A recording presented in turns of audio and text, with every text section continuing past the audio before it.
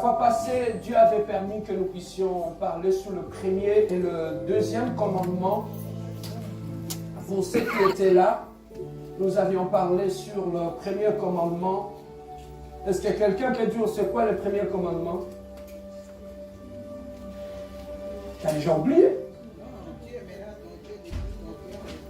Tu aimeras ton Dieu de tout ton cœur et de toute ton âme. Et de toute ton âme. Amen, hein? Alors, le deuxième commandement, c'était quoi? Tu n'auras pas d'autre Dieu devant moi. Tu n'auras pas d'autre Dieu devant moi. Amen, hein? Amen. Alors, aujourd'hui, nous attaquons notre troisième et quatrième commandement. Et nous sommes toujours dans le grand thème qui est les 10 commandements.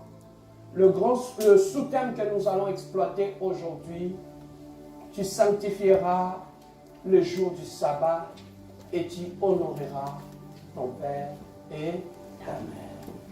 Tu sanctifieras le jour du sabbat et tu honoreras ton père et ta mère. Amen, non? Bien-aimés, lorsque nous lisons dans la parole de Dieu, parmi les 10 commandements, comme nous le savons, lorsque Dieu avait sorti Israël de l'Égypte, Dieu voulait commencer à marcher avec ce peuple. Il a dit, je ne marcherai pas comme ça avec vous. Il faudrait que je puisse faire une alliance avec vous. Et voilà pourquoi il leur a donné les 10 commandements que Moïse avait resté sur la montagne et il était descendu et il avait amené dans la présence de Dieu. Ces 10 commandements-là que vous voyez, Moïse ne l'avait pas resté en étant assis dans son salon. Moïse était en prière sur la montagne. Il était seul devant la présence de Dieu. Et là, dans cette solitude, Dieu était en train de lui communiquer les 10 commandements. Nous voyons aussi Moïse, lorsqu'il avait rencontré Dieu, il était seul à la montagne, là où il y avait le buisson ardent. Cela dans la solitude qu'il avait rencontré Dieu. Nous remarquons la même chose aussi, Jésus-Christ. Avant de commencer son ministère, la Bible nous dit qu'il s'était retiré en prière, où il était seul devant Dieu dans la prière. Et là, dans la prière, il était en train de prier pour recevoir les instructions de son Père, afin de l'appliquer dans son ministère. Pendant 40 jours, 40 nuits, sans manger, sans rien, loin de tout le monde, il était en train de recevoir les instructions de Dieu. Nous remarquons aussi dans la chambre haute, lorsque Jésus-Christ avait donné une recommandation à ses disciples, vous recevrez une puissance et vous serez mes témoins. Mais pour recevoir la puissance, vous devez aller à la chambre haute. Maintenant, écoutez-moi, Yaya. Les disciples priaient pour des gens. Ils prêchaient la bonne nouvelle. Mais il est arrivé à un moment donné où Dieu a dit, je suis parti. Je vous enverrai le Saint-Esprit. Et lorsque le Saint-Esprit viendra, il vous enseignera sur toutes choses. Et au travers du Saint-Esprit, Dieu leur avait promis que vous recevrez une puissance au travers du Saint-Esprit. Jésus ne voulait pas laisser ses disciples seuls au milieu de loups dans le monde, affronter les esprits, affronter les démons, affronter les esprits maléfiques, affronter les principautés, les autorités qui étaient dans le monde. Jésus connaissait que le monde était piégé, que le diable était là. Et le diable, lorsqu'il était descendu, il est descendu avec son autorité, avec sa puissance. Il était descendu pour faire du mal. Alors Jésus, connaissant cela, il savait que ce problème, ce n'est pas un problème de physique. Ce problème, c'est un problème spirituel. Et comme c'est un problème spirituel, Voilà pourquoi je dois les doter d'une puissance pour qu'ils puissent aller me servir, pour qu'ils puissent aller affronter l'ennemi. Voilà pourquoi il a dit, vous recevrez une puissance et vous serez mes témoins. Donc on ne peut pas être un témoin de Jésus sans puissance. Donc pour être un témoin, tu dois d'abord être rempli d'une puissance, d'une autorité de Dieu. Est-ce que je peux avancer? Amen. Vous recevrez une puissance et vous serez mes témoins. Donc on ne peut pas être un témoin de Jésus sans puissance, n'est-ce pas? Donc tout témoin de Jésus, c'est quelqu'un qui est doté d'une certaine puissance. Mais maintenant, pourquoi il devait recevoir la puissance avant de témoigner? Là, je suis en train d'ouvrir rapidement une parenthèse. Pourquoi il devait ouvrir? Pourquoi il devait être doté d'une puissance? Parce que Dieu savait qu'il saurait affronter des démons, des satanistes, des occultistes, des principautés, de princes des airs et de sirènes des eaux. Ils auront affronté toutes ces réalités-là. Maintenant, pour affronter toutes ces réalités-là, tu ne vas pas comme ça, sans puissance. Regarde ton voisin. Pose-lui la question, est-ce que tu as la puissance?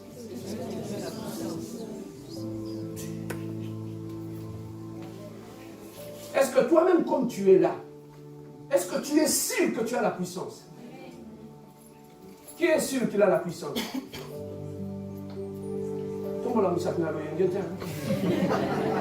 Si tu n'as pas la... Est-ce que si je te pose la question de me prouver, qu'est-ce qui prouve que tu as la puissance?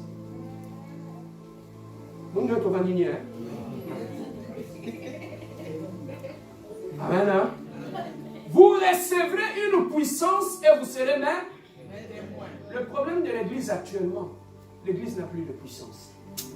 L'Église est en train de commencer à perdre sa puissance face à l'ennemi. L'Église n'a plus de puissance. Voilà pourquoi la première Église, lorsqu'elle a commencé dans l'autorité et dans la puissance. Dieu leur avait doté, il a dit, j'ai prêché avec vous, mais comment je ne serai pas là physiquement? Vous devez être doté d'une certaine puissance. Voilà pourquoi je dis toujours une chose, dans le monde que nous vivons, c'est un monde de domination. Ou soit tu domines, ou soit quelqu'un d'autre va te dominer. Est-ce que je peux avancer? Amen. Nous sommes dans un monde de domination. Que ce soit dans la famille, il y a des gens qui la nuit, qui font des sacrifices pour dominer tout le monde dans la famille. Pour que lui soit la tête de la famille. Il doit maintenant commencer sur vous. Vous n'avez pas la puissance, vous n'avez pas l'autorité. Il va ramasser vos étoiles et c'est ça qu'il va utiliser. Voilà pourquoi dans certaines familles, aussi longtemps le grand frère n'a pas encore réussi, vous qui êtes en bas, vous ne pouvez pas réussir. Ce sont des lois dans la famille. Et aussi dans des familles, il y a des familles où, quand quelqu'un réussit, vous tous, vous n'allez plus réussir. Vous allez dépendre de lui. Pourquoi? Parce que dans ce monde, si tu ne domines pas, tu seras dominé. Voilà pourquoi je dis toujours aux gens, suivez-moi très bien. Lorsque dans ta vie, tu n'as pas encore vaincu l'invisible, tu ne pourras pas vaincre le visible. Pourquoi? Parce que ce qui est invisible, c'est ça ce qui contrôle ce qui est visible. Si tu n'as pas encore vaincu l'invisible, tu ne peux pas vaincre le visible. Si tu n'as pas encore spirituellement vaincu dans ta vie, physiquement, tu vas subir des choses dans ta vie. Voilà pourquoi tu te réveilles chaque matin, il y a des problèmes. Parce que tu ne contrôles pas la spiritualité de ta vie. Tout ce monde que tu vois, c'est ce qu'on ne voit pas. C'est ça qui contrôle ce que nous voyons. Le matin, lorsque tu te réveilles, sache que la nuit, il y a eu déjà des réunions. Des gens qui ont fait des réunions, ils ont planifié la journée, comment ça va se passer. Et ceux qui ont la mouki na loyenge, tu vas subir ce qu'on a décidé la nuit. Comme tu n'aimes pas prier, voilà pourquoi il y a toujours des problèmes qui arrivent. Allô? Tu peux être ici. Ta vie est décidée, tout ce qui se passe dans ta vie est décidé à partir du village. Mais tu es ici. Pourquoi? Parce que par manque d'autorité et manque de puissance. Vous recevrez une puissance et vous serez mes témoins. Parce que nous sommes dans une dimension de preuve de force. Ou soit tu t'imposes dans la famille spirituellement, ou soit quelqu'un d'autre va t'imposer la loi de la famille. Oh, pourquoi vous me regardez comme ça?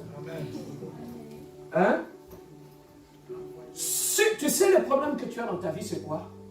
On t'a imposé une loi. Si tu observes très bien ta vie, tu vas comprendre que ta vie ne t'obéit pas. Ta vie obéit à une loi.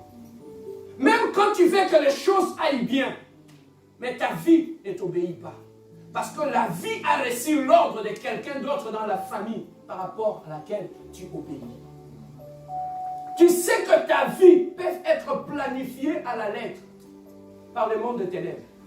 Ils savent à 15 ans qu'est-ce qui va t'avoir, qu'est-ce qui va t'arriver. Ils savent qu'à 25 ans qu'est-ce qui va t'arriver. Ils savent qu'à telle année tu vas divorcer. Ce n'est pas un fait de hasard. Mais ça a été déjà planifié depuis le monde des ténèbres. Et cette loi-là, il vit en toi. Nous sommes dans un monde où soit tu domines, si tu ne domines pas, on va te dominer. Si tu ne t'imposes pas, on va t'imposer quelque chose d'autre. Que ce soit au travail, où tu vas. Il y a des gens au travail qui peuvent aussi, quand vous arrivez au travail, ils peuvent s'imposer.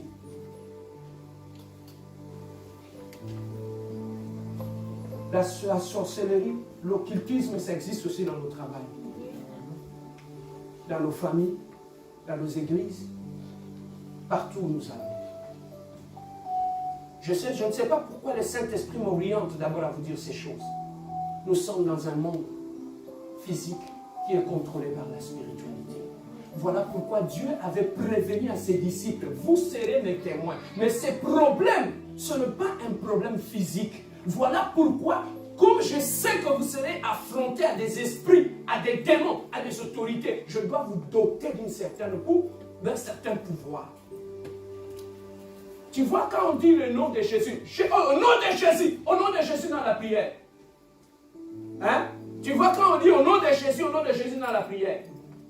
Le nom de Jésus, pour que ça puisse avoir de l'impact, ça ne dépend pas seulement du nom, mais ça dépend de l'état de la personne qui sort ce nom de Jésus. Quand tu dis au nom de Jésus, quelqu'un d'autre le dit, ça n'aura pas le même impact.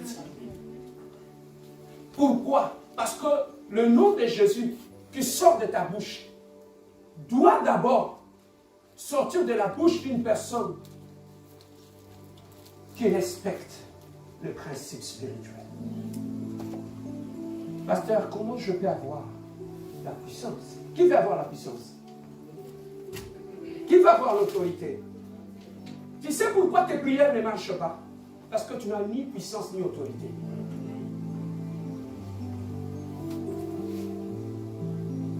Est-ce que tu sais que quand ton oncle, il a sacrifié 3 personnes dans la famille pour avoir de l'autorité et de l'ascendance sur la famille, tu crois qu'avec tes petites prières là en dormant, au nom de Jésus, tu crois que tu vas les vaincre?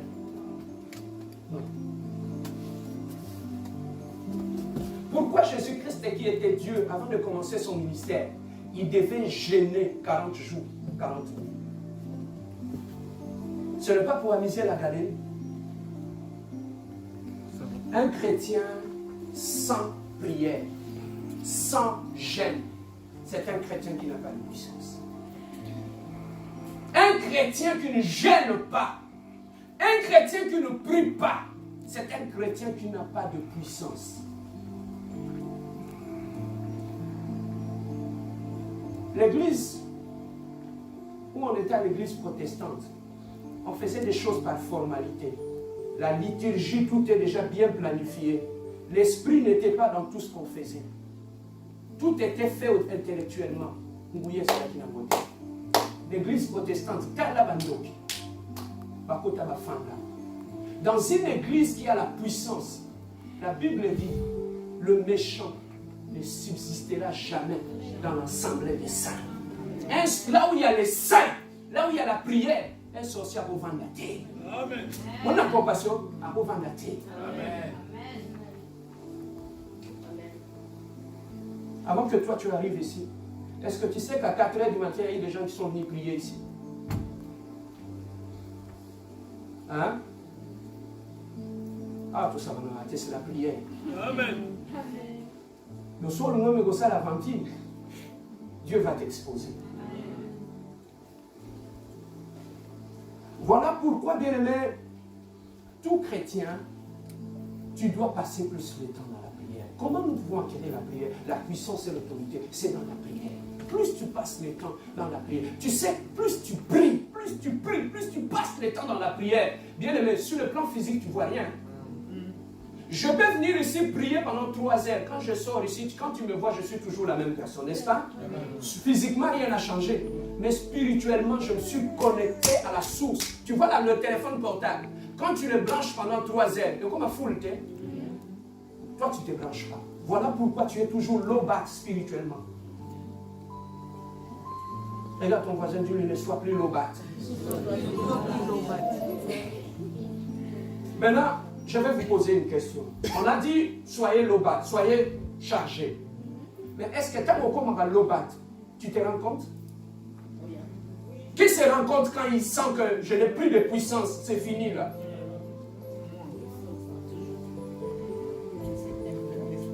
Tu sens ça, hein? Mais maintenant, qu'est-ce qui te pousse à devenir low bat? Hein? La première raison, c'est quoi? Le péché. Ça épuise toute la batterie, n'est-ce pas? La deuxième des choses, c'est quoi? Et qu'est-ce qui pousse? Qu'est-ce qui te pousse à manquer la vie de prière? La négligence, n'est-ce pas? Mais maintenant, quand tu es low bat là, tu n'as plus de puissance. Quand les sorciers t'attaquent, ils font quoi? Ils font quoi dans ta vie? Nous disons tous que des fois on est low bat, n'est-ce pas? Mais maintenant, quand on est low bat, quand le diable nous attaque, il fait quoi dans nos vies?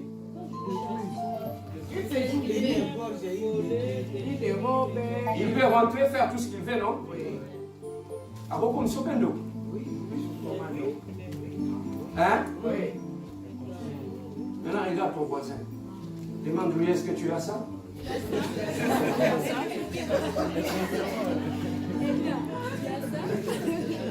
Amen. Moi, j'aime quand je prêche, il y a de l'ambulance, les gens sont en train de rire, ils sont détendus. Amen. Alors, nous allons maintenant nous attaquer à notre sujet. Tu sanctifieras le jour du sabbat, ou le jour du repos. Ça, c'est pour l'autre, pour les enfants.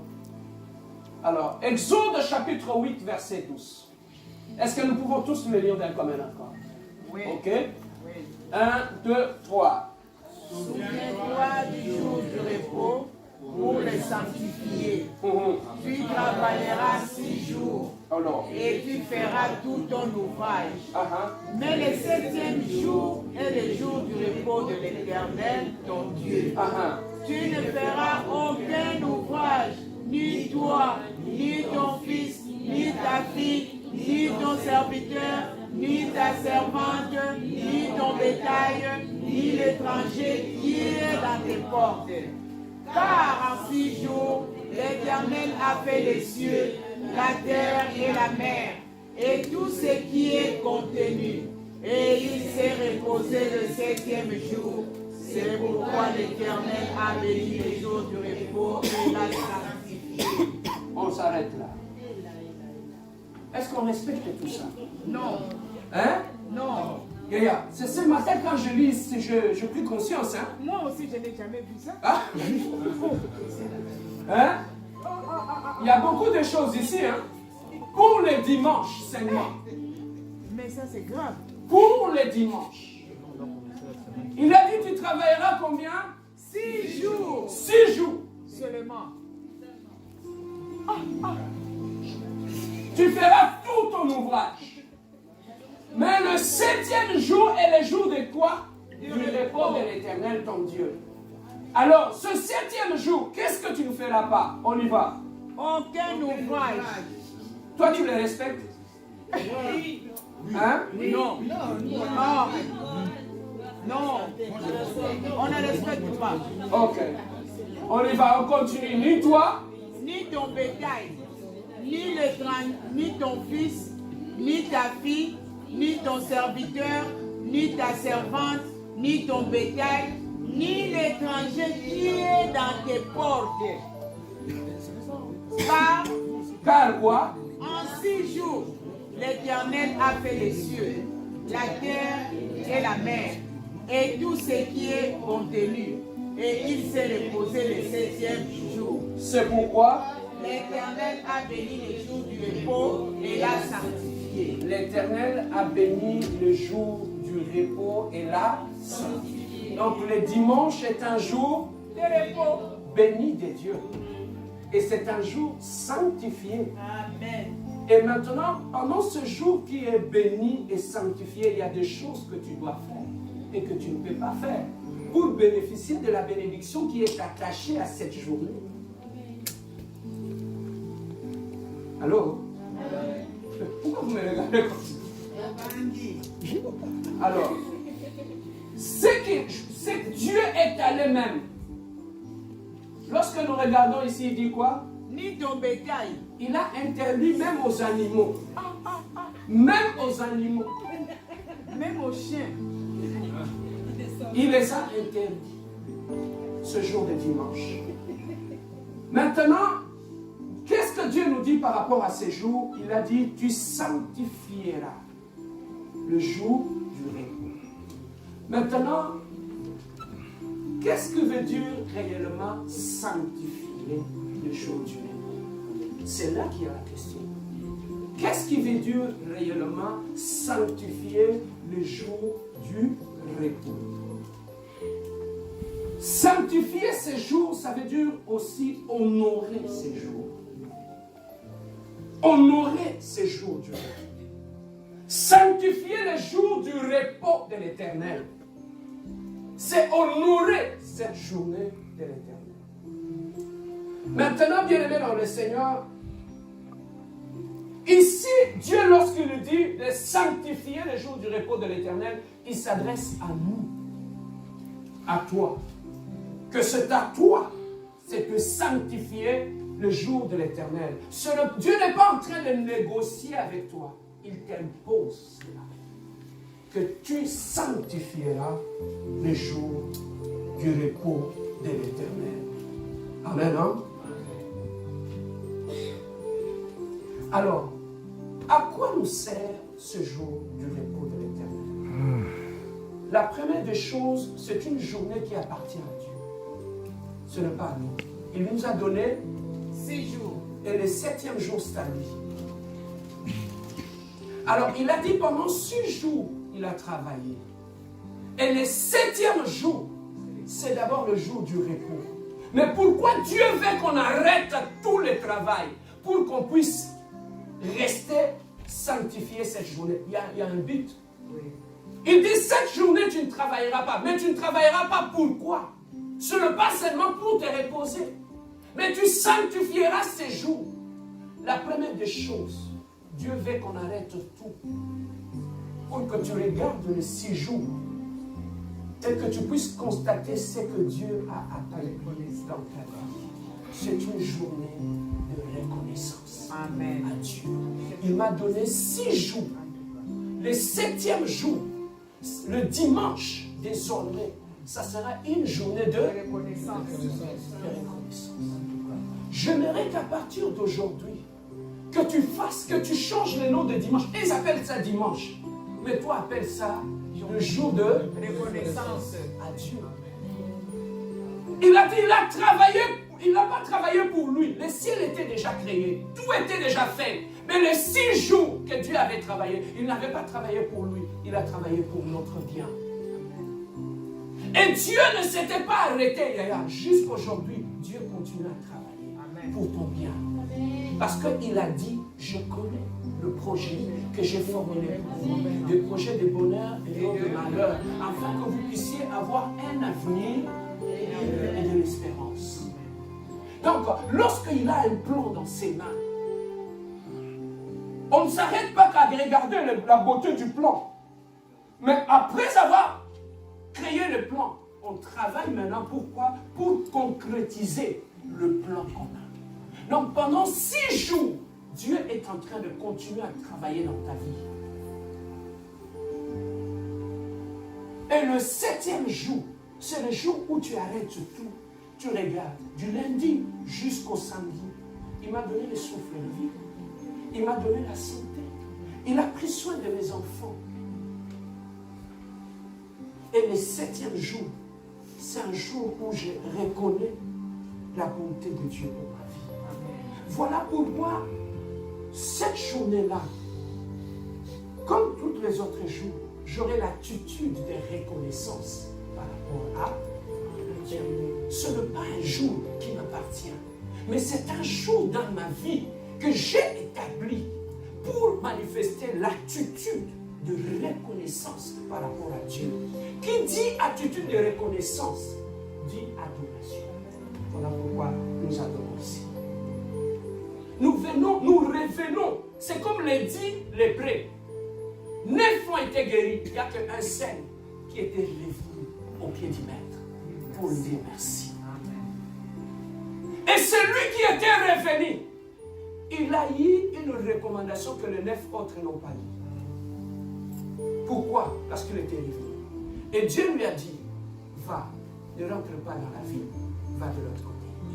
Mais les autres n'ont pas eu cette recommandation-là. Lui, il a eu à cause de son attitude de reconnaissance vis-à-vis de Dieu. Donc l'attitude de reconnaissance pousse Dieu encore nous aimer, encore nous faire du bien. Beaucoup de gens bien-aimés n'ont pas cette attitude de reconnaissance dans le Seigneur. Pourquoi? Parce que tu regardes toujours vers ce que Dieu n'a pas encore fait. Donc tes yeux sont toujours ce que Dieu n'a pas encore fait. Mais tes yeux ne regardent pas ce que Dieu a déjà fait. Voilà pourquoi dans nos vies, nous n'avons pas cette attitude-là de reconnaissance. Pourquoi? Parce que tu regardes qu'il ne m'a pas encore donné un mari, qu'il ne m'a pas encore donné une femme, il ne m'a pas encore donné une maison, il ne m'a pas encore donné ceci ou cela. Mais lorsqu'on a l'attitude de reconnaissance, tes yeux seront vers ce que Dieu a déjà fait. Yaya, quand je vois nous adorons ici, je vois des fois, papa, en pleine adoration.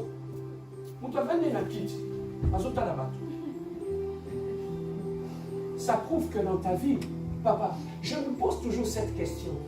Comment, avec tout ce que Dieu fait dans notre vie, comment on peut manquer de quoi lui dire? Aïe, aïe, aïe. Comment tu peux manquer de quoi dire à Dieu? Toute ta vie, fais de toute ta vie une vie d'adoration et de reconnaissance vis-à-vis de Dieu. Soyez reconnaissants par rapport à ce que Dieu fait.